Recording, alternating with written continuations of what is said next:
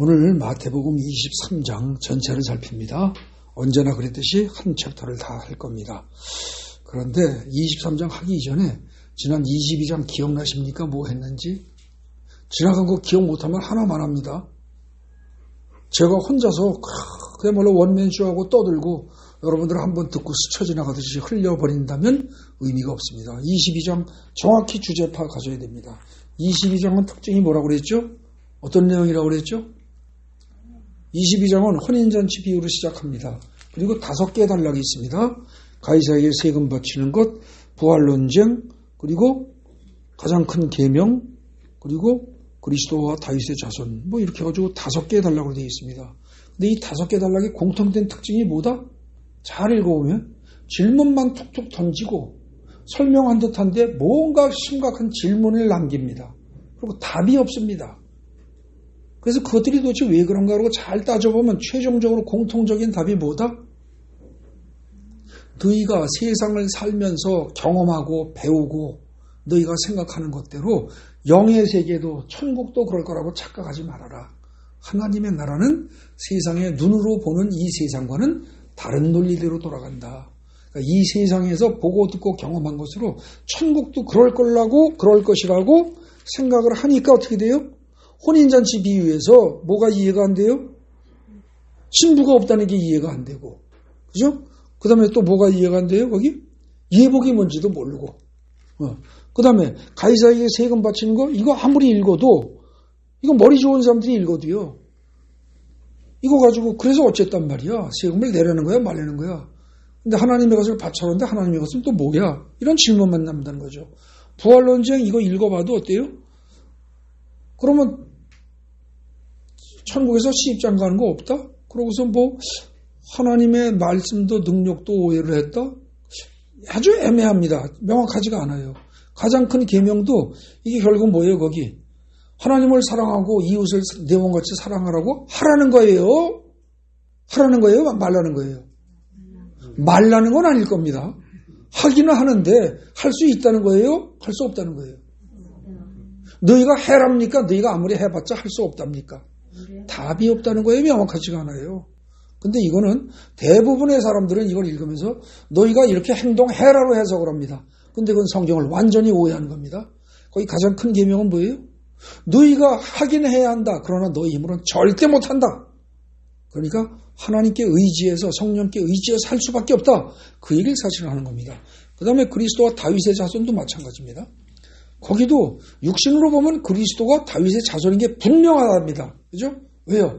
마태복음 1장에 처음부터 뭐라고 되어 있어요? 1장 1절에 뭐라고 그랬어요? 1장 1절 봐봐요. 뭐라고 되어 있습니까? 아브라함과 누구의 자손? 다윗의 자손 예수 그리스도의 세계라 부족보라 이랬잖아요. 그러니까 예수 그리스도가 다윗의 자손인 건 틀림없어요. 육신의 눈으로 보면 그렇단 말입니다. 근데 영의 눈으로 보면 정반대라는 거예요. 아브라함은 물론이요, 다윗이 그야말로 나의 주님하고 존경하고 떠받들어야 할 사람이 예수 그리스도다. 그 얘기예요. 그러니까 육신의 눈으로만 보지 말아라, 세상을.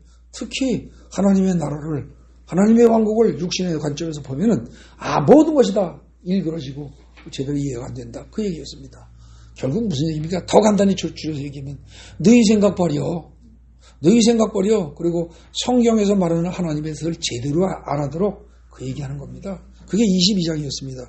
그러니까 23장은 어떠냐? 여기를 읽어보면 여러분들 대부분 아실 겁니다. 일단 본문은 크게 2단락으로 소제목이 붙어 있습니다. 첫 단락이 서기관들과 바리새인들을 꾸짖으시다 해가지고 굉장히 깁니다. 총 39절 중에서 그게 3절 빼놓고입니다. 그죠? 36절까지니까. 그리고 마지막 2번째 단락이 예루살렘을 두고 이르시다 해가지고 3절 나와 있습니다. 그래서 대부분이 뭐입니까? 서기관들이 바리새인들을 꾸짖으시다 이 내용으로 돼 있어요. 그리고 실제로 읽어보면 그런 내용이 맞습니다. 뭐 크게 소제목을 잘못 붙인 것 같지는 않습니다.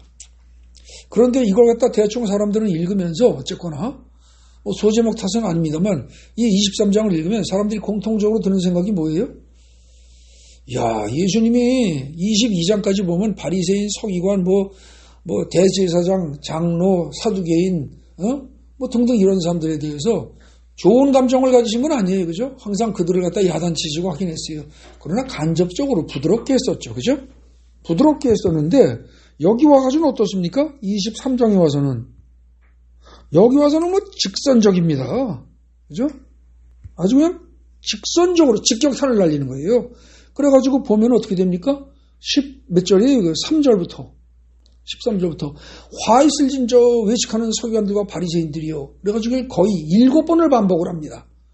그러니까 이게 서기관 바리새인들은 죽을 맛입니다. 근데 이 저주받을 녀석들아 거의 이런 식으로 그냥 7번을 반복을 하니 이거 이 사람들이 들으면서 기분이 어떻겠어요? 아주 고약하죠. 직격탄을 날린단 말입니다. 그 중에서 딱 한 번만 중간쯤에 보십시오. 16절에 보면 화 있을 저 눈먼 인도자여 이렇게 얘기를 합니다. 거기서만 화 있을 저 외식하는 서기관들과 바리새인들이라는 말을 빠지고 거기만 표현이 좀 달라졌어요. 그죠? 그러니까 서기관들과 바리새인들의 특징은 뭐다 한마디로 요약하면 눈먼 인도자라는 거예요. 얘들은 평범한 애들이 아니에요. 인도자는 인도자예요. 모세의 자리에 앉은 애들이에요. 2절 표현에 의하면 2절에 뭐였어요? 서기관들과 바리새인들이 모세의 자리에 앉았단 말입니다. 인도자는 인도자예요. 근데 얘네들 특징이 눈이 멀은 애들이라는 거죠. 소경이란 말입니다. 이러면서 직격탄을 날리세요. 그러다 급기야 어떻게 됩니까? 이게 거기 33절에 가보십시오. 그럼 어떻게 됩니까? 여러분들 이게 몇 장 몇 절에 있는지는 몰라도 대충 들어보신 기억은 있을 겁니다. 뭐가 나와요? 유명한 기절입니다. 뱀들아, 이 독사의 새끼들아, 너희가 어떻게 지옥의 판결을 피하겠느냐. 와, 세상에 예수의 입에서 뱀들아 이렇게만 나오는 것만 해도 심한 거죠. 그죠? 이 세상에 사람들을 구원하러, 죄인을 구원하러 오셨다는 분이 어떻게 이렇게 뱀들아 이럴 수 있겠어요? 아무리 바리새인이고 서기관이어도 그렇지.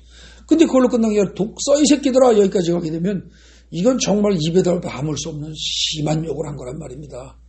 이쯤 되니까 어떻게 돼요? 우리는 사람들은 이걸 읽고 나면 뭐라 그래요? 대충 느낌이 어떻습니까? 말하긴 조금 좀 고약하지만 혼자 속으로 생각해, 야, 예수님이 마지막에 죽을 때 다 되고 나니까 스트레스 많이 받아가지고 신경이 예민해지고 날카로워져서 말을 좀 심하게 하시는 것 같다. 이런 생각이 들 수 있다는 거죠. 그러면서 이렇게까지 얘기를 하는 거는 그래도 그렇지 독사의 새끼들아 이런 표현까지 한다는 건 이거는 예수의 품격을 떨어뜨리는 거 아니냐 이런 생각을 할 수 있단 말입니다. 그리고 또 예수를 잘 믿지 않고 기독교를 비난하는 흔히 개독교니 이렇게 비난하는 그런 사람들이 이 부분을 가지고 야 너희가 믿는 예수라는 인간이 스트레스 좀 받았다고 독사의 새끼들아까지 얘기를 할 정도라면 그게 믿을 만한 신이냐? 웃기는 거 아니야? 이런 비난할 수 있다는 거죠. 근데 우리도 그런 말을 들을 때 글쎄 좀 그런 것 같기도 하고 명확히 대답하기가 좀 그렇단 말입니다. 과연 지금 오늘 23장은 그렇게 말해도 되는 것인가? 따져보자는 겁니다. 따져보자는 거예요. 그리고 이 23장에서 말하는 것이 정말 서기관과 바리새인들에 대한 저주를 얘기하고 있는 것인가? 에? 진짜 그게 주제인가? 그게 정말 예수께서 하시고자 하는 말씀이고 성령께서 마태를 통해서 기록하고자 하는 건 진짜 주제인가? 따져보자는 거죠. 우리는 피상적으로 읽으면서 성경을 오해하고 있지 않은가? 따져보자 말입니다. 자, 내용 파악을 위해서 그 이하 내용을 구조를 잘 살펴보면은요. 첫째, 23장의 첫 단락, 그 서기관들과 바리새인들을 꾸짖으시다 한 그 단락은요. 가만히 보면 한 단락으로 소제목은 한 단락처럼 붙어 있지만 이게 단락이 작은 단락이 수도 없이 많아요. 13절에 동그라미 쳐 있고 15절에 동그라미 쳐 있고 16절에도 동그라미 23절, 25절 이렇게 해서 동그라미가 여러 개 쳐 있죠. 이게 각각 다 단락이 다른 거거든요. 원래가. 이게요. 그래서 여러 개의 단락이 뒤에도 27절, 29절 이렇게 해가지고 여러 개의 소단락이 합쳐져 있어요. 근데 이 내용을 여러분들 진짜 정독을 하면서 꼼꼼히 읽고 또 읽고 하면서 이 구조를 잘 살펴봐 보십시오. 그럼 어떻게 되냐? 1절부터 12절까지를 한 단락으로 또 나눌 수 있고 첫 단락 내에서 또 작은 단락은 1절부터 12절까지가 한 단락이고 그 다음에 14절은 뭐 없음 그랬으니까 빠졌다고 치고 13절부터 보면 화 있을진저 외식하는 서기관들과 바리새인들이여 이렇게 하면서 이 패턴으로 계속 반복됩니다. 이게 7번이 나가요. 그렇게 해가지고 어디까지 가요 그게? 29절 단락까지 나갑니다. 29절 그죠? 그 쭉 돼요. 그래 놓고서 29절까지 쭉 가고 그 다음에 쭉 또 내려가 보면은 한 33절까지 이게 가는 느낌입니다. 그리고 마지막에 사람마다 좀 달리 볼 수는 있는데 33절까지 쭉 가고요. 34절에 그러므로 두 번 나옵니다. 34, 35 그리고 36절 나와요.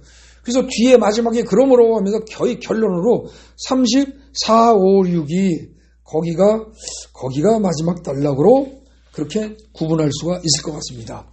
저는 아무리 따지고 읽어봐도 그런 식으로 구분하는 게 맞겠더라고요. 그래서 첫 단락을 다시 좀 더 세분한다면 세 덩어리로 구분할 수 있다는 거죠. 여러분들 거기 주보에 제가 요약할 때 A, B, C로 나눠놨습니다. A, B, C로. 그렇게 본다고 할 때 1절부터 12절까지의 이야기는 여러분들 잘 읽어보시면 알 겁니다. 거기 보면은 분명히 그 내용은 바리새인들을 닮지 말아라. 바리새인들을 본받지 말아라. 그 얘기를 하십니다. 분명히. 그러면서 동시에 그 1절부터 12절까지 거기서 쭉 하는 얘기를 잘 살펴보면 거기 뭐예요? 높아지려고 들지 말고 낮아져라. 결국은 그 얘기하는 겁니다. 1절부터 12절을 잘 보세요. 특히 어떻게 돼요? 자 보십시오. 6절 7절 보세요. 랍비라고 칭하는 거 좋아하지 마. 그 얘기예요. 높은 자리에 앉으려고 들지 말고 잔치자리고 어디고 회당에서고 높은 자리에 있는 거 좋아하지 말고 랍비라고 칭하는 거 좋아하지 마. 랍비는 뭐냐면 큰 자, 위대한 자, 훌륭한 자, 선생님 이런 뜻이에요. 존경받을 만한 훌륭한 자 이런 뜻이라고요. 이게 랍비라는 말 자체가. 근데 그런 거 좋아하지 마. 이러면서 8절에서 랍비 소리 들으려고 더 좋아하지 마라. 랍비라고 진짜 말할 수 있고 선생이라고 진짜 말할 수 있는 자는 유일하게 한 명뿐이야. 누구? 그리스도 예수 하나뿐이야. 이 얘기를 한단 말입니다. 그 다음에 9절 10절에서 아버지 소리 듣는 거 좋아하지 마. 육신의 아버지가 아니라 그러니까 이때 유태인들은 아마 훌륭한 스승에 대해서 아버지 그랬던 모양이에요. 에? 자기 육신의 아버지 말고도. 근데 그 소리 좋아하지 마라. 야 진짜 아버지는 너희 각자 육신의 아버지 말고 진짜 아버지는 하늘에 계시는 하나님 한 분뿐이야. 근데 너네들은 아버지 소리 듣는 거, 랍비 소리 듣는 거 좋아하고 그 다음에 뭐예요? 11절, 12절에 큰 자 좋아한다는 거예요. 높은 자 좋아하고 착각하지 말어. 그래서 전체적으로 1절부터 12절까지 전체적인 주제는요. 요지는 뭐예요? 높아지려고 들지 마. 낮아져야 돼. 그 얘기하는 거예요. 이거는 우리가 그 이전에 마태복음이든 마가복음이든 사복음서 보면 숱하게 강조한 거죠. 낮아지는 자가 높은 거다. 높아지고자 한다면 낮아져야 한다. 수없이 들은 얘기입니다. 그 얘기를 또 반복하는 겁니다. 그런데 이제 거기 1절부터 12절까지를 볼 때 우리가 조금 분명히 알아둬야 할 게 좀 있습니다. 거기 2절에 뭐라고 되어 있어요? 서기관들과 바리새인들이 모세의 자리에 앉았다. 우리는 이 말을 대충 읽고 넘어가기가 쉽습니다. 가볍게. 근데 이거 굉장히 중요한 얘기입니다. 이게 진짜 중요한 부분이에요. 모세의 자리라는 게 무슨 뜻입니까? 여러분들 제가 거기 주보에 요약해놨죠? 모세의 자리란 원래 뭐예요? 모세가 했던 역할은 뭡니까? 하나님의 말씀을 어떻게 했어요? 받은 거 낭독하는 자리예요. 지가 잘났다고 지멋대로 해석하는 자리 아니에요. 받아서 낭독하면서 어떻게 해요? 그대로 전수하는 자리예요. 그게 모세의 자리입니다. 근데 모세는 죽어버렸고 오래전 사람이기 때문에 이제 그 자리에 누가 앉아요? 서기관들이 앉는 게 당연해요. 그 서기관들이 성경을 제대로 필사하고 제대로 보존하면서 그걸 백성들에게 제대로 전수해야 돼요. 근데 제대로 전수한다는 게 결국 뭡니까? 말씀을 낭독하는 거예요. 네? 말씀을 낭독하는 겁니다. 말씀을 낭독하는 것이지 지멋대로 쓸데없는 농담 섞어가면서 자기 자랑 섞어가면서 해석하는 거 아니에요. 그래서 여러분들 설교는요, 목사 설교는요, 자기 자랑 섞으면 큰일 납니다. 천벌 받습니다. 그야말로. 쓸데없는 잡담, 농담 섞고 이거 천벌 받습니다. 고지식하게 말씀 그대로 가야 합니다. 딴소리 하면 안 돼요. 해석을 하려면 어떻게 돼요? 성경의 근거에서 정확하게 해석해야 합니다. 자기 사견을 집어넣어서 쓸데없는 소리 하면 이건 하나님의 말씀에 그야말로 하나님의 말씀을 모독하는 겁니다. 절대 그러면 안 되는 거예요. 그래서 심지어 저 정교회 쪽에서는요, 정교회 쪽에서는 어떻게 하느냐. 정교회 일반적인 모든 정교회 그런지 모르겠습니다. 제가 신학생 시절에 수업 중에 한 일환으로 한 부분으로 저기 마포에 있는 정교회에 있습니다. 거기 가서 예배 참석을 해봤습니다. 근데 그때 설교를 하는데요. 저는 깜짝 놀랐습니다. 목사가 나와가지고요. 아니, 이제 목사가 아니라 거기 뭐야, 사제죠. 정교회 사제가 나와서요. 성경책이 요만한 게 아니고요. 무지막지하게 커요. 무지막지하게 커요. 이게 들고서 오래 읽기도 힘들 정도로 무지막지하게 큰 성경을 펴가지고요. 그러고서 이걸 읽는 거예요. 지금 예를 들어서 이제 여기 오늘 읽어야 할 본문이 15절부터다. 만약에 그렇다 칩시다. 그럼 어떠냐? 이렇게 딱 들고요. 화 있을진저 외식하는 서기관들과 바리새인들이여, 너희는 교인 한 사람을 얻기 위하여 바다와 육지를 두루 다니다가 생기면 너희보다 배나 더 지옥자식이 되게 하는도다. 일단 이게 본문이라고 쳐봐요. 이거 읽기 전에 이것은 하나님의 말씀입니다. 그러고선 쭉 읽어요. 원래 읽어야 할 부분, 그날 읽으라고 하나님이 지시하셨다고 한 부분을 읽어요. 그게 뭐 성경 한 챕터에 반이 되든 뭐 한 절이 되든 자고 읽어요. 근데 한 반 정도 읽더라고요. 제가 그때 갔을 때 요한복음을 근데 몇 장인가? 반 정도 읽었어요. 반 정도 읽고 마지막에 이것은 하나님의 말씀입니다. 딱 그러고 점잖게 내려서요. 딱 덮고 여기 잠을 수 있어요. 그거 딱 채우고 설교 목사가 해석하는 거 일체 한마디도 없어요. 차라리 그렇게 하라는 거예요. 쓰잘데없는 소리 막 섞어가면서 자꾸 딴소리 하지 말고. 예.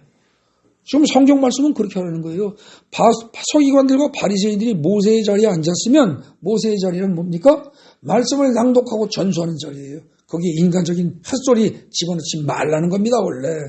그런데 이 바리새인들과 서기관들이 모세의 자리에 앉았다고 하면서 높은 자리에 앉았다. 목에 힘주는 거죠. 목에 힘주는 거예요. 그거 하면서 지 멋대로 또 자기 사견을 넣어가면서 햇소리를 섞어요. 그렇게 하면서 설교가 이루어져요. 죄 짓는 겁니다. 여러분들 거기 서기관들과 바리새인이 모세의 자리에 앉았다 그럴 때 실제로 이거는 비유의 어떤 그 뜻으로 그 위치에 있다는 뜻이기도 하지만 실제로 얘네들이 회당에 예배드릴 때 어떻게 했어요? 얘네들이 서기관 바리새인 이런 애들이 앞에 앉았단 말입니다. 어디에? 오늘날에도 많은 교회에 보면은 이 앞에 의자 쭉 이렇게 놓는 경우 있죠. 그래서 여기 앉아있는 사람들을 바라보고 앉는 자리 있잖아요. 그게 말하자면 이 서기관 바리새인들이 앉는 자리예요. 그게 모세의 자리예요. 그거 좋아하지 말아야 됩니다, 여러분들. 우리 교회는 적어서도 그렇지만 우리 교회는 커져도 이 앞에 의자 이거 안 놓을 겁니다. 그거 놓으면은요, 사람이 그거 있어 보십시오. 으쓱으쓱해집니다. 없어야 돼요.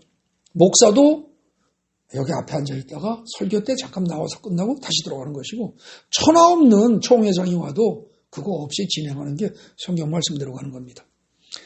어쨌거나 거기 서기관들과 바리새인들이 모세의 자리에 앉았다. 이거는 사실은 앉을 수 있어요. 왜? 정확히 말씀을 어떻게 한다면? 낭독하고 전하기만 한다면 정확히 해설하고 설교를 해도 하나님의 뜻에 맞게, 그죠? 그야말로 하나님의 속마음을 시원하게 가려운 데 긁어주시 제대로 설교를 한다면 설교 해설하고 할 수 있단 말입니다. 근데 그게 아니면 큰 죄 짓는 겁니다. 그래서 그 다음에 보면 3절에 무엇이든지 그리 말하는 바는 행하고 지켜라. 이 말은 뭐예요? 모세의 자리에 앉은 서기관들과 바리새인들의 권위를 인정해 주는 겁니다. 예수님은 이 사람들을 독사의 새끼들아라고 욕을 야단을 치실 망정 이들을 버리려고 하시는 게 아니란 말입니다. 인정해 주시는 거예요. 근데 그들이 하는 행동은 본받지 말아라. 그럽니다. 그리고 거기 번역이 뭐 틀렸다고 할 수는 없습니다만 조금 애매하게 돼 있습니다. 그래서 거기 본받지 말라. 그들이 하는 행위는 본받지 말라 다음에 왜냐하면을 집어넣으십시오. 집어넣어야 맞습니다. 그래야 해석상 맞습니다. 왜냐하면 그들은 말만 하고 행하지 아니하기 때문이니라. 이렇게 해서 문장을 끝내야 됩니다. 그게 더 정확한 번역입니다.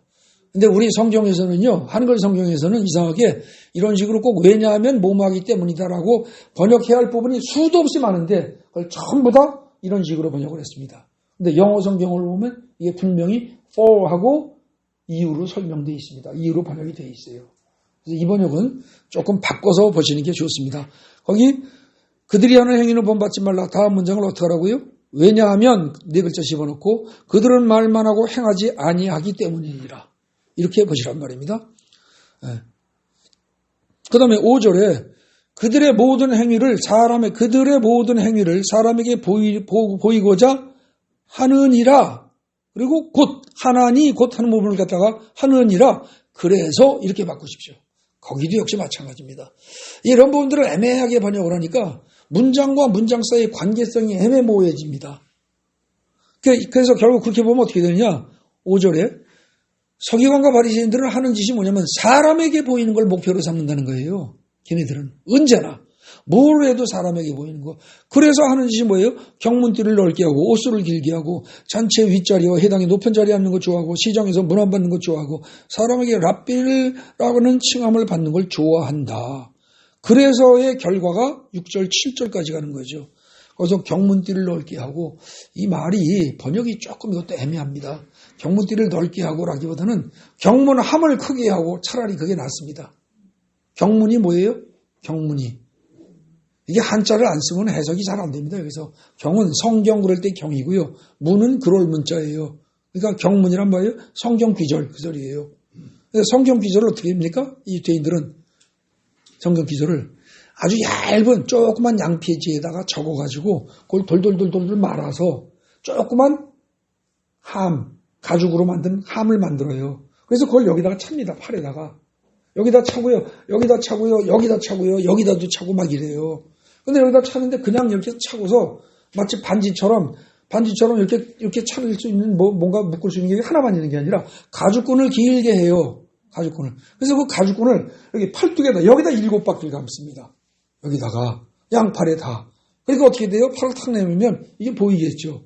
근데 이 가죽끈의 색깔이 살색하고 비슷한 그런 가죽이 아니라 아주 진한 갈색 내지는 검은색.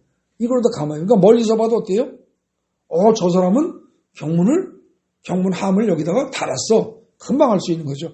근데 이게 이 함의 크기하고 비례해서 띠가 폭이 넓단 말입니다. 그러니까 이걸 다 칭칭 7바퀴를 탁 감으면 멀리서 봐도 저 사람은 성경 귀조를 넣은 조그만 함을 멋지게 굉장히 큰 걸 다룬 사람이야. 근데 이게 서기관 바리새인 얘네들이 맨날 하니까 저 사람은 신분이 높은 사람이야. 이런 식으로 통한다는 거죠. 그래서 그걸 남에게 보이려고 그렇게 하고 옷수를 길게 한다. 뭐죠 이게? 옷술이라는 게 결국 뭡니까? 옷의 가장자리 레이스입니다. 레이스. 그걸 폼나게 크게 한다는 거죠. 그렇게 하고 그 다음에 뭐예요? 잔치자리에서 윗자리에 앉는 거죠. 회당의 높은 자리. 지금 이런 데 앉는 것보다 이 단위에 높은 데다가 쫙 폼나는 의자 탁 해놓고 거기 앉는 거 좋아하고 이런다는 거죠. 그러고서 시장에서 즉 사람 많이 다니는 데서 누구든지 그냥 보기만 하면 랍비님 존경스러운 랍비님 이러고 문안 받는 거 좋아하고 이런 애들. 근데 너네들 랍비 좋아하지 마. 진짜 위대하신 스승은 누구야? 그리스도 하나밖에 없는 거야 이놈들아. 너희들이 무슨 랍비 좋아해. 그 다음에 땅에 있는 자 보고 아버지 좋아하네. 아버지는 하늘에 계시는 하나님 한 분뿐이야. 물론 이 말은 뭐예요? 육신의 아버지를 부정해라는 뜻은 아닙니다. 그거는 인정하고 효도하라는 거예요. 그런데 랍비를 보고 아버지라는 둥 이따구 소리 하지 마. 천하 없는 모세도 아버지라고 그러면 안 돼 이거예요. 예? 모세, 엘리야, 그 다음에 무슨 누구든지 천하 없는 지도자도 아버지라 소리 하지 마 이 얘기예요. 그래서 10번에 지도자 소리 하지 마. 지도자는 그리스도 한 분뿐이야. 그런데 이걸 가지고요. 이걸 우리는 가볍게 넘겨요. 이걸 가볍게 넘기는데 이 부분을 파고 들어오면서 너희 기독교는 캐톨릭이든 개신교든 다 개판이야. 왜? 랍비라고 하는 거 좋아하고 선생 좋아하고 아버지 소리 좋아하고 지도자 소리 좋아하는 거 너희 기독교 개신교든 캐톨릭이든 똑같지? 야 임마 그런 거 썩어 빠진 거야. 우리는 안 그래. 이런 애들이 있어요. 누가 그래요? 누구예요? 그게 이슬람이에요. 그래서요 여러분들 이슬람하고 이슬람 교도하고 맞부딪혀서 교리 논쟁하면요 이 부분에서 10중 8구 깨져나갈 수밖에 없어요. 우리 정신 바짝 차려야 됩니다. 제가 한남동에 가가지고 거기 이슬람 사원에 가서 거기서 한번 그 사람들하고 한번 맞부딪혀서 대화해 본 적이 있어요. 그런데 그 사람들이 뭐라고 했냐? 야, 너 교회 다닌다고 그랬어요. 나하고 같이 장로한 사람하고 갔었어요. 갔었는데, 야, 너네는 교회 목사이지. 우린 목사 그런 거 없어. 왜? 성경에 여기 근거해서 몽땅 다 형제라고 했지. 목사 그런 거 없어. 이러는 거예요. 그래서 제가 그랬죠. 야, 너희 이맘이 있지 않냐? 그러니까 너희 이맘을 몰라서 그래. 이맘이란 건 예배 드릴 때 예배 인도자야. 그게 이맘이야. 그러니까 여기서 예배를 드리는데 예를 들어서 누가 나와서 예배를 인도했다. 그럼 그 사람이 이맘인 거예요. 근데 예배 끝나면 그냥 똑같은 형제야. 그러니까 우리는 직급, 직분 그런 거 없어. 몽땅 다 하나님 안에서 한 형제야. 이러는 겁니다. 할 말이 있어야 말이지. 여러분, 캐톨릭에서 신부라는 말 쓰죠. 신부님, 수녀님 그러잖아요. 그때 신부가 그게 결혼식의 신부예요? 아니잖아요. 귀신 진짜 하나님 그런 신자에다가 아비부자 쓰잖아요. 그거 쓰면 안 된다는 거예요. Godfather, 말도 안 된다는 거예요. 근데 사실은 본문이 그 얘기하는 겁니다. 여러분들, 우리 이슬람을 비판만 할 게 아니라 이슬람 절대 옹호하는 거 아니에요. 오해하지 마세요. 절대 옹호하는 거 아닌데 그들이 이런 부분을 갖다 지적하면서 우리는 하나님 한 분만 믿는다. 나머지는 다 형제다. 그리스도 다 형제라는 거예요. 전부 다 하나님 하나 빼놓고. 목사가 어디 있고, 없다는 거예요. 목사가 어디 있고, 장로가 어디 있냐. 이러면서 얘기한단 말입니다. 여러분들, 우리 정신 차려야 됩니다. 캐톨릭에서 신부, Godfather, 심지어 Godfather 그래가지고, 대부 그래가지고, 영화 나왔었죠? 조폭의 우두머리도 Godfather니 이따구 소리를 연결 지어가면서, 이거, 영화에 그런 거 있었잖아요. 말이 안 된다는 겁니다. 여러분, 사실 우리는 여기 이 부분 8, 90절 여기에 근거해서 우리는요, 목사님 그러면서 목사에게 잘 대하는 것이 하나님에게 대하는 것이다. 그런 착각하면 안 됩니다. 그런 착각하면 안 돼요. 목사를 무시하라는 건 아닙니다. 다만 목사가 단위에서 말을 전할 때 그것이 하나님의 말씀을 지멋대로 해석하고 왜곡하고 자기 자랑하고 햇소리하는 거 아니라면 그건 목사의 말을 하나님의 말씀으로 그대로 받아들이는 겁니다. 목사의 말이 아니라 하나님의 말씀으로. 그러나 단에서 내려온 상태에서 일반적으로 만나서 대화하는 목사는 그냥 똑같은 사람입니다. 똑같은 자격입니다. 그거를 분명히 목사도 알고 목사만이 그걸 아는 게 아니라 장로도 알고 권사도 알고 수석장로 무슨 은퇴장로 원로장로 다 마찬가지입니다. 천하 없는 사람도 똑같습니다. 지키셔야 됩니다. 그리고 제가 아까 말한 거 캐톨릭을 비난하려고 생각하느라 아버지는 하나님 한 번뿐입니다. 원칙은 분명해야 돼요. 지도자, 우리는 모두 예수를 지도자라고 삼고 그걸 따라가는 우리는 어린 양들입니다. 어린 양들이에요. 그 사실을 부정하면 안 됩니다. 그래서 결론이 뭐예요? 11절, 12절이죠. 누구든지 자기를 높이는 자는 낮아지고 누구든지 자기를 낮춘 자는 높아져야 한다.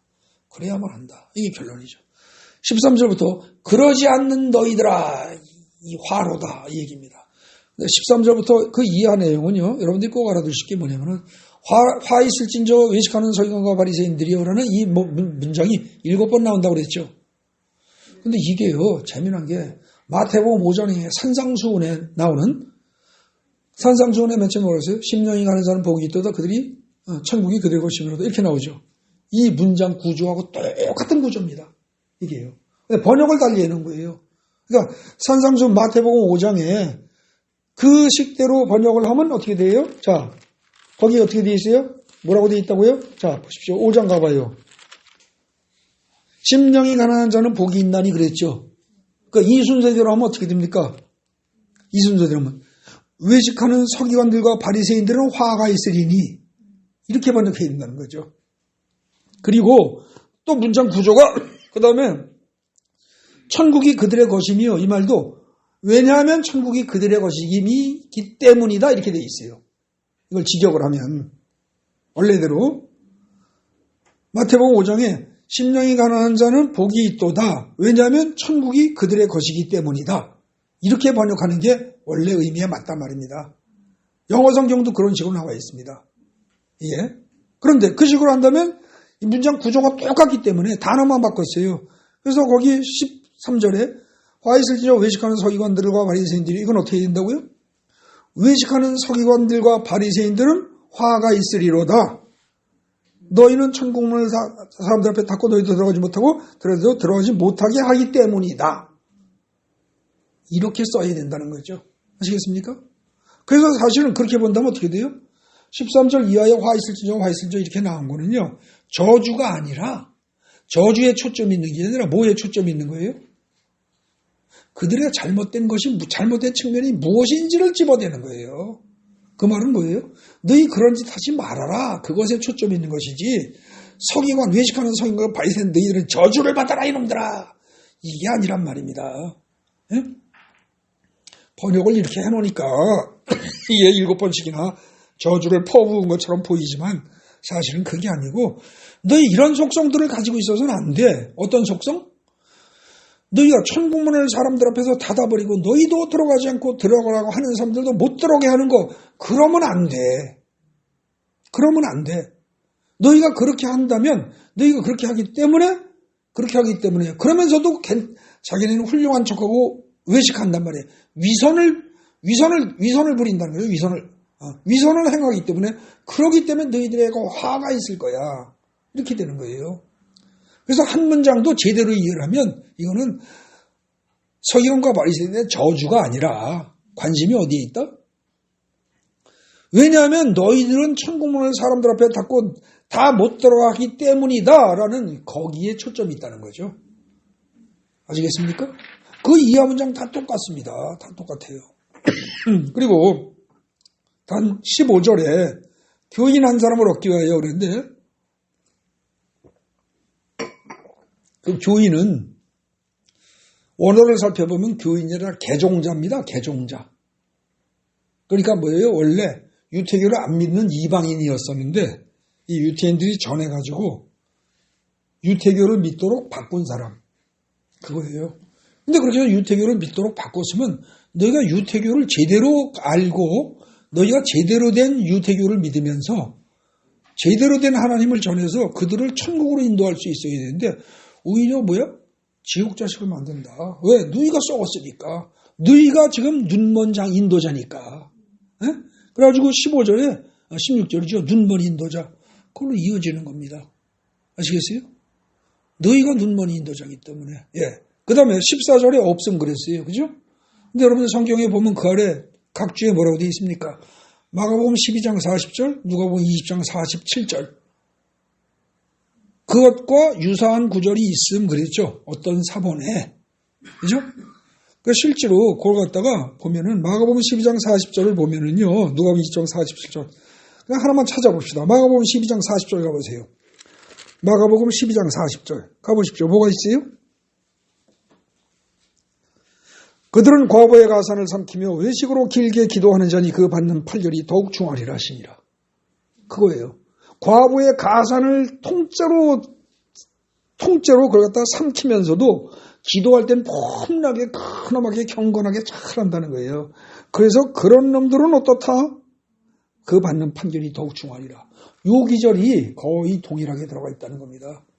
패턴은 똑같이 화 있을지니여 외식하는 서기관과 바리새인들이여 하고 왜냐? 너희들은? 하고서 지금 거기에 들어갔다는 거죠. 만약에 그게 들어갔다면 거기는 어떻게 됩니까? 화 있을지니여 외식하는 서기관과 바리새인들이여가 몇 번 들어간 거예요? 8번 들어간 거예요. 그죠? 그게 만약에 맞다면 꼭 맞다고 아무도 말은 못합니다. 근데 만약에 맞다면 어떻게 돼요? 마태복음 5장에서는 팔복을 얘기하고 여기서는 7화가 아니라 8화를 얘기하는 겁니다. 그죠? 근데 복과 화는 어떻게 됩니까? 원래 성경에서 대비되는 개념이죠. 5경에서부터 내가 너희 앞에 복과 저주를 주었다. 복과 화를 주었다. 뭐 그러지 않습니까? 그러니까 복과 화는 반대되는 개념이에요. 결국 지금 여기 마태복음 23장은 뭘 알 수 있느냐? 마태복음 5장과 대비시켜서 봐야 됩니다. 산상수훈과 관련지어서 봐야 돼요. 이 내용은. 따로 볼 게 아니에요. 사실은.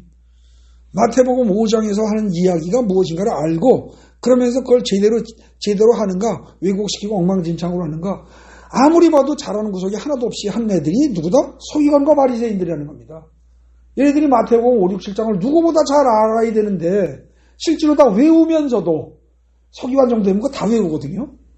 웬만한 유태인이라면 그 정도는 다 외울 겁니다. 물론 걔네들은 신약을 인정 안 하니까 안 하지만 만약에 이게 구약이 있었다고 해보세요. 다 외웁니다. 오경 정도는 다 외우는 애들인데 얘네들이 이거 예수를 믿는다면 마태복음 5, 6, 7장을 못 외우겠어요? 알기는 잘하면서 하는 짓은 엉망진창인 애들 그 얘기하는 거죠. 14절 아까 그 정도로 이해하시면 되고요. 그 다음에 16절에서는 화이슬저 눈먼 인도자요라고 표현 방식을 바꿈으로써 외식하는 서기관과 바리새인들의 특징을 한마디로 요약하면 뭐다? 눈먼 인도자다 이겁니다. 눈먼 인도자 모르겠습니다. 저는 항상 저는 목사가 되고 나서 두려운 게 눈먼 인도자가 되면 안 된다는 겁니다. 오늘 표현대로 하면. 그리고 아까 모세의 자리에 어쩔 수 없이 앉기는 앉았는데 제가 여러분들 앞에 서서 여기 단위에 서서 설교를 한다는 얘기는 모세의 자리에 지금 서 있는 겁니다. 모세의 자리에 앉아 있는 거예요. 그러긴 한데 이 자리에는 원래 누가 계셔야 돼요? 예수가 계시고 성령이 계셔야 할 자리입니다. 저는 입만 빌려드리는 게 돼야 정상인 겁니다. 근데 그게 아니고 인간적인 소리가 나온다. 이거는 큰일 나는 겁니다. 하나님을 모독하는 겁니다. 서지 못할 것이 선 것을 보거든. 그런 말 기억하십니까? 성경에 나옵니다. 서지 못할 것이 선 것? 여러분 어떻게 생각하십니까? 이 단위에 서지 말아야 할 인간이 쓴다면 그게 말세의 징조입니다. 여기 서서 하나님의 말씀을 올바로 전해야 되는데 햇소리하는 인간이 여기 섰다. 망할 때 마지막 때 징조입니다. 아주 조심해야 됩니다. 이 단위에 쓴다는 거는. 모세의 자리에 쓴다. 여기에 사실은 뭐예요? 예수님이 오시기만 한다면 제가 당연히 예수님을 이 자리에 쓰시게 하고 저는 이쪽에 들어가서 이쪽을 바라보고 앉아야 될 겁니다. 그죠? 모세의 자리, 23장 2절에 말하는 모세의 자리에 서기관과 바리새인이 앉았다. 이 모세의 자리, 어찌 보면 예수님이 오시면 예수님에게 양보해드려야 할 자리인 거죠. 그죠? 근데 이 자리에 서기관 바리새인들, 눈머리 인도자들이 앉아가지고 온갖 쓸데없는 소리하고 자기를 높이고 자기를 자랑하고 사람에게 자기를 드러내려고 이따운 짓을 하고 있다 이 얘기입니다. 해석한 일은 이것이 22세기 예수님 살았을 때 서기관과 바리새인들에게만 해당되는 얘기면 좋겠는데 솔직히 오늘날에 우리 대한민국의 기독교 보면 이런 비난에서 벗어날 수 있는 사람이 얼마나 되겠습니까? 뭐 숨어있는 훌륭하신 목사님들 많이 있을 테니까 그런 분들도 적지 않겠지만 큰 교회일수록 소위 말하는 큰 목사일수록 그야말로 깊이 뼈저리게 반성을 해야 한다는 그런 교훈을 주는 부분이 아닌가 생각이 됩니다. 그 이하 쭉 보십시오. 웬만한 건 읽으면 아실 겁니다.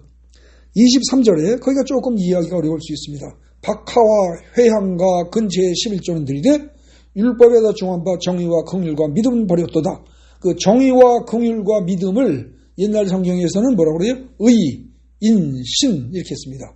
의와 인과 신은 버렸도다. 이렇게 돼 있을 겁니다. 그래서 의는 정의는 의라는 글자와 같은 거고요. 긍휼은 인이에요. 인 사랑입니다. 사랑, 자비 그거 같은 거예요. 네. 긍휼이 그 다음에 믿음은 신에서 그래서 의, 인, 신은 버렸도다. 그러나 이것도 행하고 저것도 버리지 말아야 한다. 이것도 행하고 저것도 다 해라예요.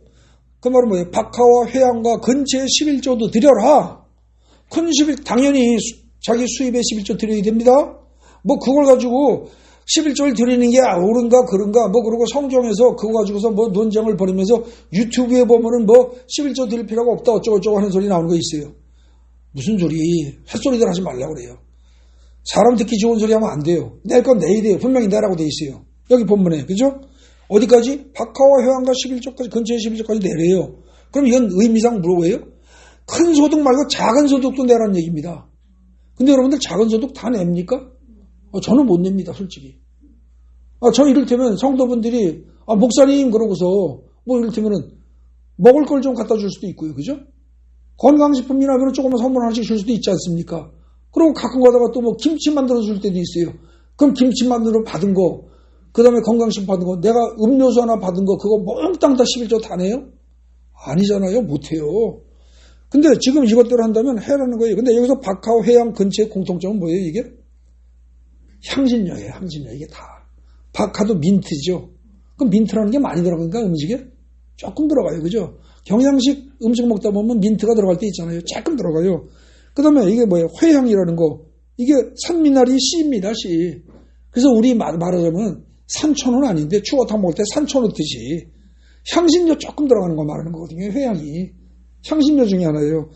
그 다음에 근채는 뭐예요? 뿌리 채소인데 뿌리 채소가 이게 무나 이런 것도 포함되지만 무나 당근도 포함돼요. 근데 마늘, 생강 이런 향신료 말하는 거예요. 그러니까 여러분들이 마늘, 생강, 그 다음에 뭐 후추, 산초 이런 거 11조까지 서기관 바리새인들은 다 낸다고 폼젠되는 겁니다. 나는 이런 것까지 해. 근데 야 이놈들아 너희 그거 하는 녀석들이 너희 정말 하나님이 중요시하는 정의와 긍휼과 믿음을 제대로 지켰니? 그 얘기예요. 에? 그 작은 향신료들도 11조를 난 다 바쳤습니다라고 큰 소리 치는 너희들 이 위선자들아 진짜 하나님이 중요하게 생각하시는 정의와 긍휼과 믿음은 지켰니? 다 지켜야 돼. 그 얘기입니다. 다 지켜야 돼. 그런데 지금 이 말은 사실은 또 뭡니까? 더 나가면 정확히 얘기하면 그럼 우리들 보고도 자 그럼 우리도 정의와 긍휼과 믿음도 다 지켜야 되고 그 다음에 수입의 모든 11조도 다 내야 되고 그 다음에 이런 향신료의 11조도 다 내라 그 소리입니까? 못해요. 못해. 이걸 누가 다 합니까? 못한다예요. 사실 성경에서 뭐해라 하는 말은요. 결론은 뭐예요? 우리는 절대 못해요. 심지어 뭐까지? 마태복음 5, 6, 7장에 나오는 산상수훈도 그걸 다 읽고서 그걸 해라예요? 그거 제대로 읽은 사람은요, 결론이 뭐예요? 죽어도 못하겠네요. 죽어도 못하겠네. 그 말은 뭐예요? 나는 어쩔 수 없는 죄인이네. 그거 깨달으라는 거예요, 5, 6, 7장은. 내가 아무리 잘난 척하고 내가 어쩌고저쩌고 이걸 하겠다, 이렇게 하라고 해서 5, 6, 7장을 준 게 아니고 너희들은 하나님이 원하시는 기준을 눈꼽만치도 행하거나 이룰 수 있는 사람은 아무도 없어. 너희들은 몽땅 죄인이고 몽땅 무능한 존재야. 그러니까 너희들은 어떻게 해야 돼? 죽어나서나 주여 살려주세요. 주여 우리를 불쌍히 여서 주여 우리를 불쌍히 여서 살려주세요. 구해주세요. 건져주세요. 나사렛 예수시여. 예수란 이름 자체가 건지는 자거든요. 구원하는 자. 예수님 우리를 건져주세요. 당신 이름 그대로 건져주세요. 그거 하라는 거예요. 내가 뭐 근처에 11조도 냈고 뭐 박하와 회원이 근처에 11조도 냈고 정의와 긍휼과 믿음을 다 행했다. 그걸 큰 소리치고 내세우는 순간 그들은 누구다? 그게 서기관과 바리새인이라는 겁니다. 그게 하긴 쥐뿔이나 뭐 했어. 겉보기엔 그렇듯하지만 속에서는 음란이 가득 차 있고 욕심이 가득 차 있고 교만이 가득 차 있는 게 인간의 속인데 뒤집어보면 다 나오는 건 더러운 것밖에 없는데 뭐가 잘났다는 거야. 그 얘기하는 거예요. 사실은 성경이. 그게 성경의 끊임없는 일관된 주제입니다. 그게. 그래서 결국 이어지는 결론이 뭐예요? 마태복음 4장 17절입니다. 17절이 뭐예요? 찾아가 보세요. 이게 마태복음 전체 주제입니다. 뭐예요? 마태복음 4장 10절. 이게 마태복음 전체의 주제고요. 한마디로 뽑아라면 그거예요. 그리고 성경 전체의 주제입니다. 뭐예요? 회개하라 천국이 가까워졌느니라 이거예요. 여러분들 산상수훈의 말씀도요. 결국은 너희가 그거 해라 하는 게 원칙이야. 근데 할 수 있겠니? 양심껏 생각해봐. 절대 못하지. 그래 너희가 죄인이야. 너희가 무능한 존재고 그렇기 때문에 예수가 필요한 거야. 그러니까 남이 어떤 개 같은 짓을 하고 남이 아무리 못된 짓을 했어도 남에게 손가락질하면서 저놈 어쩌고 비난하지 마. 비난하지 마. 너희는 비난할 적이 누구든지 한 명도 없어. 다 똑같은 죄인이야. 그러니까 남한테 손가락질하지 마. 자기한테 손가락질하고 주여 나는 알면서도 행할 수 있는 능력은 눈꼽만치도 없는 이 불쌍한 존재입니다. 주여 나는 심령이 가난하고 애통할 수밖에 없는 존재입니다. 주여 나는 내세울 게 없기 때문에 온유할 수밖에 없는 존재입니다. 나는 내 속에 의의가 하나도 없어서 의에 줄이고 목마를 수밖에 없는 존재입니다. 그걸 인정해. 그러면 하나님이 너를 건지실 거야. 예수가 건지실 거야. 그 얘기하는 겁니다. 그런데 그걸 끝까지 버티고 안 하는 놈들 그게 누구냐? 서기관과 바리새인이라는 거죠. 여러분들 이쯤 되면 여기서 예수께서 비난하시는 서기관과 바리새인이 단순히 서기관과 바리새인만 얘기하는 거고 사두개인은 빠지고 대제사장 그룹 빠지고 장로들 빠집니까? 아니에요. 다 포함해서 종교 지도자들을 다 얘기하는 겁니다. 근데 그 중에서 대표적으로 서기관은 뭐예요? 성경을 가장 잘 안다고, 이론적으로 잘 안다고 하는 대표자로 서기관을 들은 것이고, 바리새인은 그때 당시에 모든 유대인들로 이스라엘 백성들 중에서 실천을 가장 잘한다고, 존경할 만하다고, 그러면서 부와 명성과 존경을 다 가지고 있는 계급이 바리새인이란 말입니다. 그래서 둘을 얘기했을 뿐이지 여기에 대제사장, 사두개인들, 그리고 당시의 장로들 다 포함되는 거죠. 그런데 그것만 포함되고 그럼 그 사람들만, 그러면 일반 백성들은 상관없느냐? 평민들은 일반 성도들은 상관없느냐? 아니에요. 그들까지 포함하는 말이다라는 걸 말하는 부분이 어디입니까? 오늘 읽었던 본문 37절 이해합니다. 거기 읽어보십시오. 예루살렘아 예루살렘아 선지자들을 죽이고 네게 파송된 자들을 돌로 치는 자요. 그럴 때 예루살렘아 예루살렘아라고 얘기했는데 이게 서기관과 바리새인만 얘기하는 거예요? 아니잖아요. 예루살렘의 거민들입니다. 그죠? 그럼 예루살렘에 있는 모든 사람들이에요. 그러면은 서기관, 바리새인, 그 밖에 대제사장, 사두개인, 장로 등등 다 해서 종교 지도자를 다 포함해서 예루살렘에 있는 모든 사람들 그 소리예요. 근데 이게 이 사람들만 얘기하는 거예요? 유대 땅, 이스라엘 전체에 있는 이스라엘 백성 다 말하는 거예요. 다 말하는 거예요. 이게 다 말하는 것이라면 2000년 전에 있는 그 사람들만 얘기하는 거예요? 오늘날 우리한테도 얘기하는 거예요. 우리도 마찬가지예요. 결국 여기 23장에서 화 있을진저 유회식하는 서기관과 바리새인들이라 그러고서 7번, 8번씩을 계속 얘기하면서 신랄하게 직격탄을 내면서 이 비판하는 이 내용이 사실은 누구에게 하는 거다? 여러분들 자신하고 저한테 하는 얘기라는 겁니다. 이게요. 하나도 여기서 벗어날 사람이 없어요. 그러면 결국은 뭐예요? 그러면서 예수께서 거기 37절에 뭐라고 그래요? 30절에 암탉이 그 새끼를 날개 아래에 모음같이 병아리들 모으는 것처럼, 이게 모을 때는 왜 모아요? 공중에 독수리가 빙빙 돌면 어떻게 돼요? 지키려고 어떻게 돼요? 병아리 새끼를 다 모아서 덮어야죠.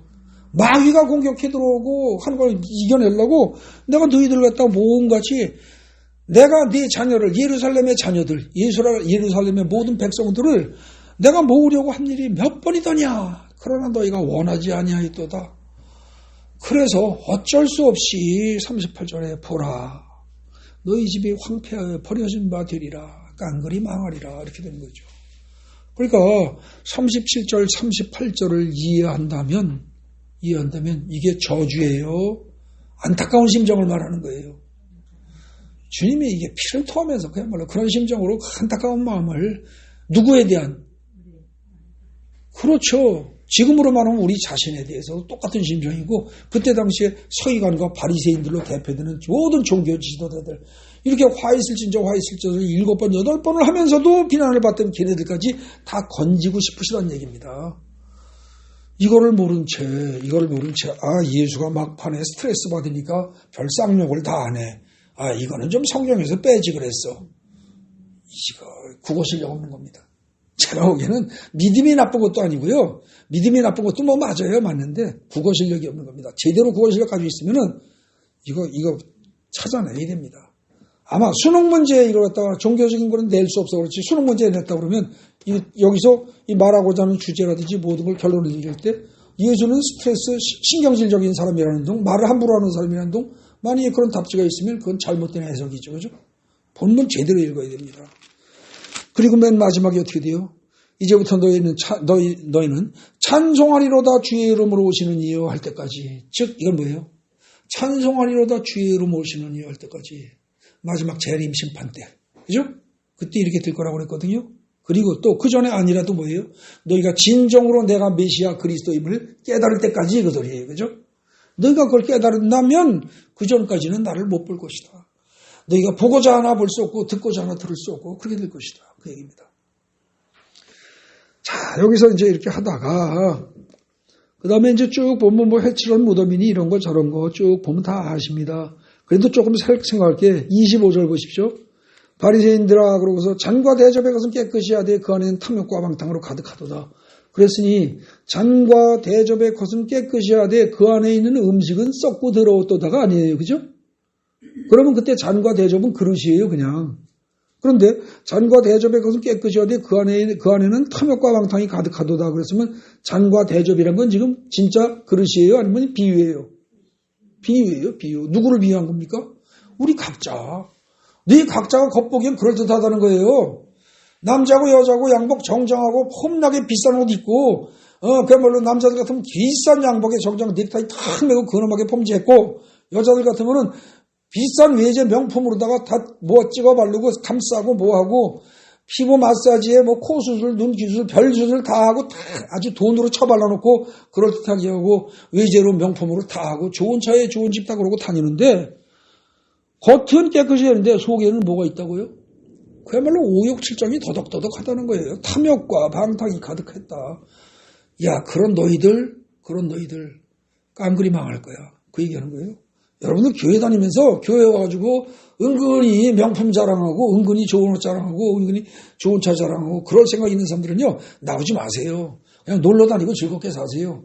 뭐 아무래도 지옥 갈 거 뭐 그냥 편하게 즐겁게 살다가 여기서도 즐겁게 살아야지. 왜 일요일날 나가서 고생하고 나 같은 목사 만나면 욕 먹으면서, 그죠? 그러고서 나중에 또 지옥 갈 거예요.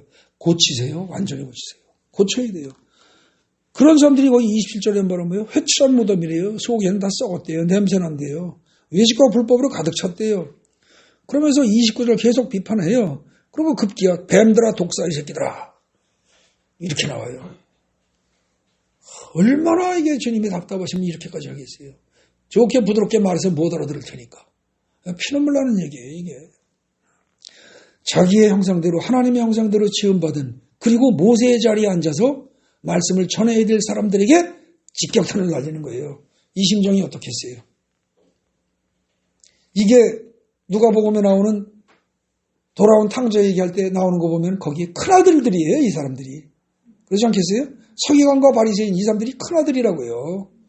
거기 그 돌아온 탕자 작은 아들은 그건 오히려 일반 성도들이고, 그죠? 나중에 돌아온 사람들이고. 그러니까 이게 여기서 뱀들아 독사의 새끼들아, 이게 아주 신랄한 비난 같지만 사실은 이게 누가복음으로 말하면 돌아온 탕자의 큰아들이라니까. 그러니까 건지고 싶은 거예요, 주님은. 근데 끊임없이 계속 어긋나니까 어떻게 돼요? 37절 같은 얼마나 내가 너희들 건지려고 애를 썼니? 근데 너희가 여전히 원하지 않는구나. 그러니 결국은 쫄딱 망할 것이다. 38절 그렇게 나오는 거죠. 그 다음에 34절 보십시오. 거기도 조금 나머지는 읽으면 아십니다. 그러면 넘어가겠습니다. 내가 너희에게 선지자들과 지혜인들과 서기관들을 보냈다 그랬어요. 보내는데 너희가 그 중에서 더러운 죽이고 십자가에 못 박고 그 중에 더러운 회당에 채찍질하고 이 동네에서 저 동네 따르며 박해하리라 그랬으니까 현재예요, 미래예요? 미래예요. 그죠? 그렇게 할 것이다. 이미 보고 계신 거예요. 알고 계신 거예요. 그렇다면 예수께서 지금 보냈어요, 안 보냈어요?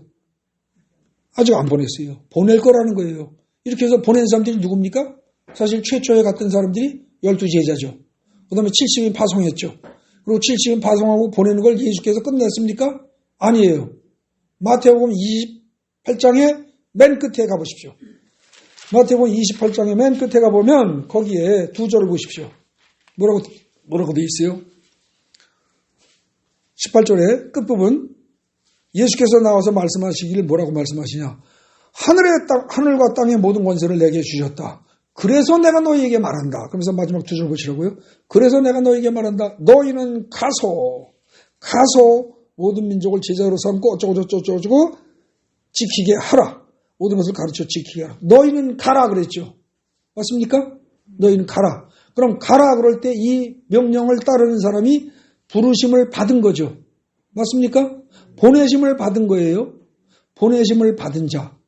그 말을 한 단어로 헬라어로 말하면 뭐예요? 그게 사도입니다. 사도라는 말이 사가 일 시킬 사자잖아요. 보내심을 받은 자가 사도예요. 그러니까 여러분들 사도란 말 오해하지 마십시오. 12제자만 사도가 아닙니다.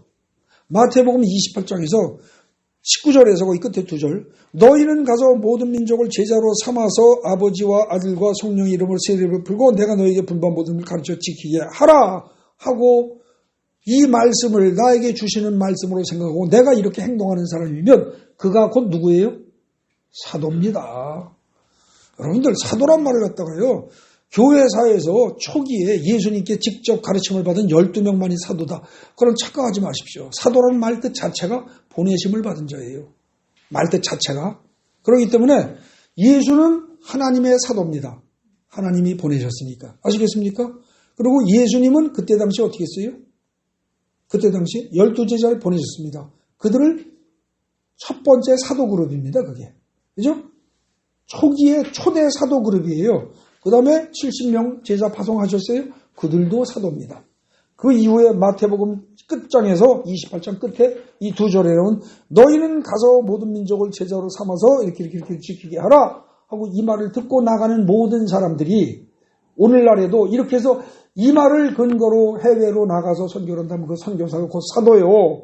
여러분들이 이 말을 토대로 그러면서 내가 끝날까지 너희와 항상 함께 있으리라 하셨는데 이때 너희와 항상 함께 있다고 이렇게 한 건 성령과 함께 하는 겁니다. 여러분들이 성령과 함께 있다는 확신을 가지고 길거리에 나가서 전도를 한다면 여러분들이 곧 사도입니다. 사도란 말을 꼭 12명으로 한정시키는 어리석음을 범하지 마십시오. 그건 인간들의 생각이고 인간들의 해석일 뿐입니다. 신학자들의 해석일 뿐입니다. 성경대로 해석하자고요. 저는 여러분들이 어찌 보면 평범한 평신도지만 여러분들은 하나님 보시기에 얼마든지 큰 사도로 쓸 수 있는 분들이고 저 역시 마찬가지로 그 가능성은 누구나 다 열려 있는 겁니다. 그 점을 잘 아셔야 됩니다. 그래서 거기 다시 마태복음 23장에 거기 보십시오. 거기 34절이죠. 선지자들과 지혜 있는 자와 서기관들을 보냈다고 그랬어요. 예수님이 언제 서기관 보냈어요? 보낸 적 없어요. 그죠? 그 이후에도 보낸 적 있습니까? 없어요. 근데 마태복음 13장에 보면 천국 비유에서 맨 끝에서 서기관이라는 단어가 나옵니다. 뭐라고 나와요? 천국의 제자된 서기관들은 마치 그 곳간에서 옛것과 새것을 지 마음대로 들어가는 다 갖다 나눠주는 그런 주인과 같다. 이런 얘기가 나와요. 천국의 곳간에서 신구약의 모든 말씀들을 자유자재로 끄집어다가 다 나눠준다는 거예요. 거기에 제자된, 천국의 제자된 서기관 이런 말이 나오죠. 그죠? 그래서 여기 말하는 마태복음 23장에 34절에 나오는 서기관이라는 말은 마태복음 13장의 끝부분, 여러분 그 주보에 제가 그 요약해놨어요. 그게 어디예요? 마태복음 13장 52절입니다. 거기 보면 천국의 제자된 서기관이라는 말이 나와요. 그 서기관을 뜻하는 것이며 그것은 마태복음 28장 그 맨 끝장의 끝절 두 절에서 나오는 가라 하는 명령을 받은 그리스도인들 이들이 곧 사도입니다. 이게 원의 의미가 그렇다는 거예요. 그러니까 그걸 부정하면서 아니야 사도는 12명만이야. 아니 언제 12명만이라고 그랬습니까? 그런 적 없어요. 사람들의 해석에 여러분들 휘말려 들어가면 안 됩니다. 서기관의 역할은 아까 23장 2절에 모세의 자리에 앉는 건데 모세의 자리란 아까 뭐라고 그랬죠? 제가 성경 말씀을 가감하지 말고 차라리 낭독을 하고 전하기만 하면 됩니다. 쓰잘데없는 엉터리로 해석해가지고 범위를 늘리거나 좁히거나 하지 말고 예? 원래 사도라는 말이 보내심을 받은 자고 보내심을 받은 자. 그랬으면 마태복음 28장의 끝절에 나오는 거기서 가라 그래서 가는 사람들이 다 사도다. 그렇게 해석하는 게 당연한 거죠. 그런 식으로 여러분들 쭉 보시면은 웬만한 건 다 이해가 되실 겁니다. 35절 여기가 조금 좀 문제가 있습니다. 거기 보면 아벨의 피로부터 사가랴의 피까지 그렇게 하면은 아무 이상이 없습니다. 근데 거기 죽인 바라게의 아들 사가랴의 피까지 해서 바라게의 아들이라는 게 이게 사실 성경을 꼼꼼히 따져보면 좀 틀린 부분입니다. 여러분들 주보에 거기 제가 써놨습니다. 바라게의 아들은요 스가랴 1장 1절에 나옵니다. 스가랴서를 쓴 선지자 스가랴가 아버지가 바라게예요. 근데 스가랴가 그 스가랴서를 쓴 그 사람이 이게 맞아 죽었다 이런 얘기 없어요. 죽임을 당한 건 어디냐? 역대하 24장에 거기에 나오는 제사장 여호야다의 아들입니다. 스가랴라는 이름이 여러 번 나오는데 그중에 대표적으로 2명이 나오는 거죠. 근데 지금 거기서 우리는 바라게의 아들 스가랴 그러니까 스가랴 1장 1절의 인물로 착각하기 쉬운데 할 수밖에 없는데 실제로 죽은 사람은 그게 아니라 역대하에 나온 거예요. 그래서 왜 이런 착오가 생겼느냐? 이거 가지고 해석이 여러 가지 있을 수 있습니다. 가장 합리적일 수 있는 게 뭐냐? 그리고 많은 사람들이 얘기하는 것 중에 하나가 이게 당시에 바라게의 아들하고 그다음에 여호의 아들하고 이걸 갖다 그냥 혼용해서 썼다. 그런 분위기가 일반적이었다. 뭐 그런 설이 하나 있습니다. 근데 아마 그거보다는 제가 보기에는 차라리 누구누구의 아들 하는 이 부분을 생략하고 이해한다면 그게 더 차라리 낫지 않은가. 아마 마태가 이걸 기록하면서 착각을 하지 않았나. 왜냐하면 이 사람들이 이 성경을 쓸 때 히브리서 같은 것도 이거 보세요. 성경에 어딘가 일러스되 이렇게 하면서 그 문장이 나오는 경우가 많거든요. 구약이 어딘지가 몇 장 몇 절을 정확히 말할 수 없을 때, 자신 없을 때 그렇게 쓰는 경우가 있어요. 거의 구약을 보지 않은 채 글들을 쓰는 사람들이 많거든요. 그래서 아마 이게 마태가 조금 착오를 일으킨 거 아닌가? 그런 생각이 좀 듭니다. 근데 어쨌거나 중요한 거는요. 누구의 아들이라는 말을 따지지 마시고 그냥 그냥 누구부터 누구까지 죽인 애들? 아벨의 피로부터 사가랴의 피까지 땅 위에서 흘리는 의로운 피가 다 너희에게 돌아갈 것이다. 이렇게 보면은 이게 무슨 뜻이냐? 왜 하필이면 아벨이고 왜 하필이면 사가랴냐? 아벨은요, 창세기에 나오는 처음 순교자입니다. 처음 죽는 의인이에요. 그죠? 근데 사가랴는 어떻게 했냐? 구약 성경의 맨 마지막 책에 나오는 죽는 사람입니다. 그럼 역대하가 왜 마지막 책이냐? 우리가 보기엔 마지막 책이 아닙니다. 그죠? 우리가 보기에 구약 성경의 마지막 책은 하박국입니다. 근데 유태인의 성경에서 히브리인의 성경에서 마지막 책은 역대합니다. 아시겠습니까? 그래서 아벨부터 사가랴까지 흘린 피, 그러면 뭐예요? 구약의 역사 전체를 통해서 죽은 의인들의 피, 이런 뜻입니다. 아시겠습니까? 네, 그렇게 이해하시면 됩니다. 마지막에 요약 결론. 마가복음 5장은 복을 말하고 거기 읽겠습니다. 마가복음 23장은 화를 말한다는 점에서 대조적입니다.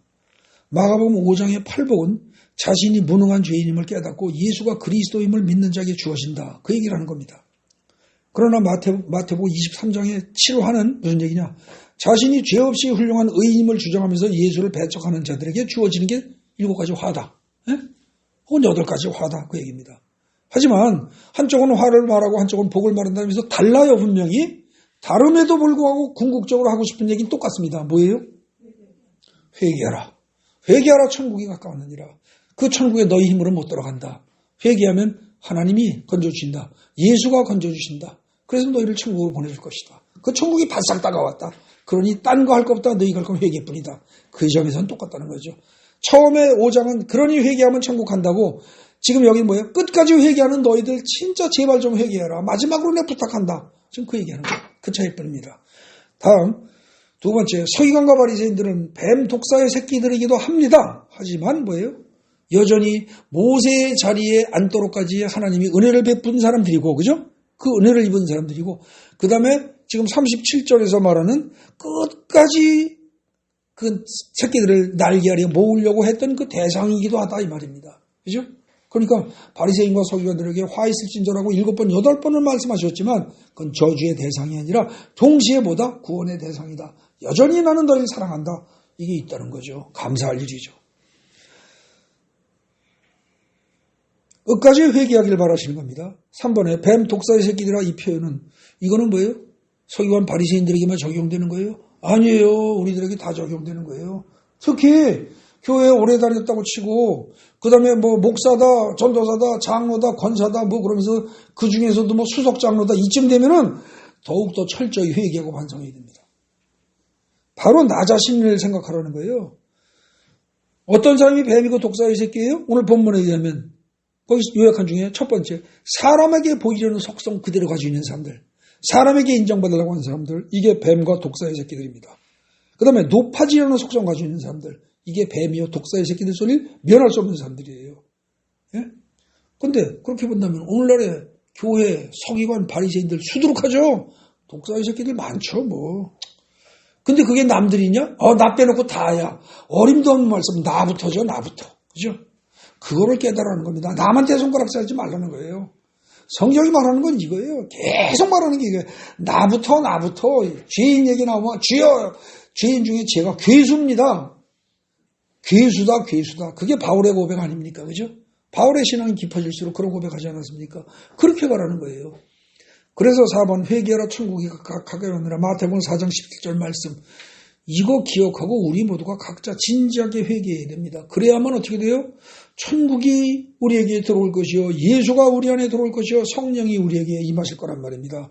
그렇게 해서 우리가 천국과 하나가 되고 예수와 하나가 되고 성령과 하나가 될 것이기 때문입니다. 그리고 또 이게 마냥 무한정 기회가 주어지는 거 아니에요. 언제 죽을지 어떻게 알아요? 아무도 몰라요. 아무도 몰라요, 진짜.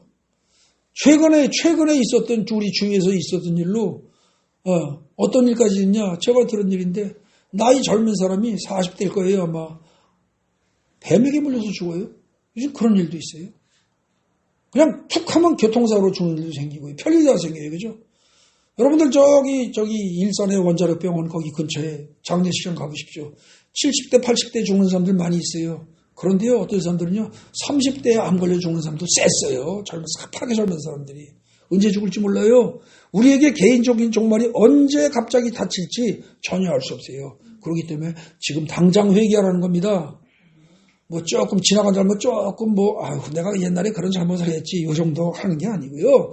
근본적으로 오늘 본문 제대로 깨달고 내 속에 사람에게 잘 보이고 싶은 욕심, 높아지려고 하는 그 생각, 인정받으려고 하는 생각, 그거 집어던져라. 그거 던지지 않는 아이들이 곧 뱀이요 독사의 새끼들이다.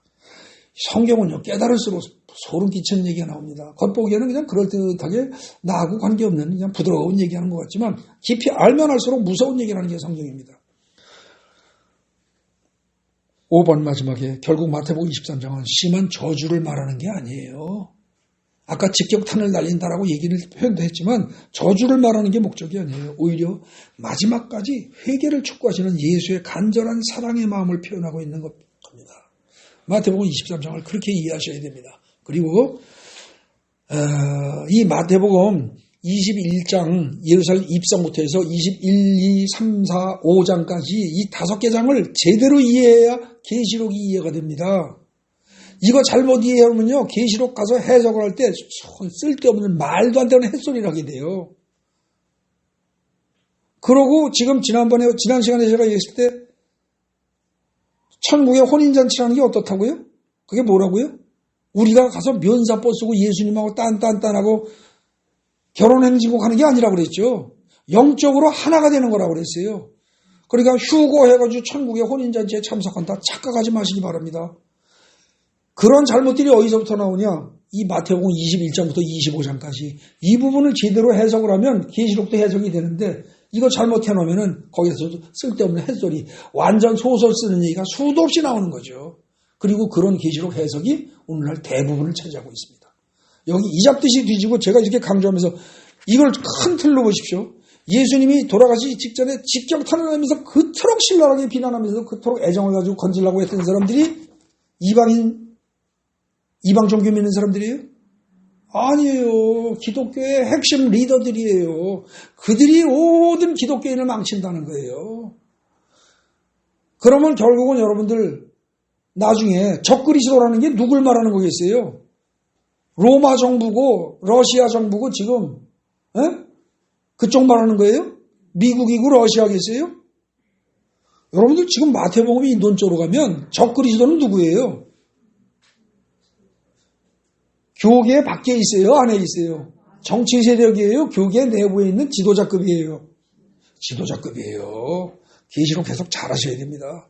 이걸 괜히 러시아를 둘러대고 EU를 둘러대고 EU가 무슨 소련이 그렇다. 아니다. 미국이 그렇다. 이게 적그리스도다. 천만의 말씀. 로마 시대 네로가 그랬다. 천만의 말씀. 네로 죽고 난 다음에 쓰여진 게 계시록이에요. 근데 계시록은 분명히 뭐라고 그랬어요? 앞으로 될 일에 대해서 얘기한다고 그랬어요. 속히 될 일에 대해서. 네로랑 관계없어요. 성경 해석, 특히 계시록 해석 엉망진창으로 하고 있어요. 왜? 여길 제대로 모르고 피상적으로 훑어 넘어가다 보니까 막 갖다 붙이는 거죠. 큰일 날 죄를 범하는 겁니다. 지금 그런 것 때문에 제가 여기서 목소리 터져라고 지금 삭삭지 뒤지고 나가는 거예요. 이렇게 해서 25장까지 가고 나면 여러분 눈이 어느 정도 감이 잡힙니다. 그 눈으로 계시록을 보시면 계시록이 보이기 시작할 겁니다. 더 이상 긴 얘기하면 시간이 넘어가니까 일단 마치겠습니다. 참 좋으신 하나님 아버지 감사합니다. 감사합니다. 감사합니다. 주여 우리를 불쌍히 여기소서. 주님 말씀을 읽어도 제대로 깨닫지 못하고 주님 잘못 알아듣고 23장 마태복음 23장을 보면서도 주님이 실수하셨다. 저주만 얘기하셨다. 분노하셨다. 온갖 얘기를 다 합니다. 하지만 그것이 아니라 진정으로 주님께서는 모든 죄인 하나하나를 끝까지 사랑하시고 회개하기를 바라시는 그 마음을 깨닫게 하시니 감사합니다. 성경 말씀 바로 알고 성경 말씀대로 바로 살아갈 수 있는 우리 되게 해 주옵소서. 예수님 이름으로 감사드리며 기도 올립니다. 아멘.